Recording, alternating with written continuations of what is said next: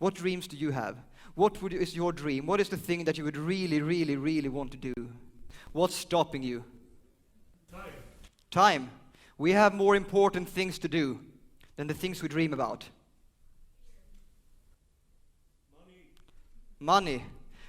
The very world's most common excuse to not do anything at all. How many times have you gone to your boss and said, I have these great ideas, and he has said, it's a very good idea, but we don't have any money. It's a comfortable excuse to keep on doing the things the way I've always done. But what's amazing is that we all sit here in the developed countries and say, we don't have enough money. We don't have enough money to realize our ideas. We don't have enough money to change our lifestyle into something that is sustainable. But those people who are best at realizing their ideas, who are best at starting companies, running businesses, are poor women in countries like Nepal, India, and Bangladesh, who's living below the poverty line. And if their money is enough to do it, how is it possible that we don't have enough? It is the fear of failure. How many of you here, if you're honest now, are afraid to fail? Yeah. And how many of you here know anyone who has never failed? I do. I know a few people who has never ever in their entire life done anything that was worth doing. These are the only people who has never failed. And the only thing that means is that the person who never failed, that's the person who has never tried.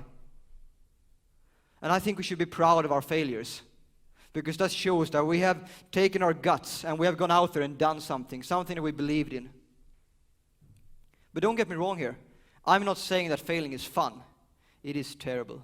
It hurts. And it should hurt. Because if it's not terrible to fail, if it doesn't hurt you, then you don't really care much about what you're doing.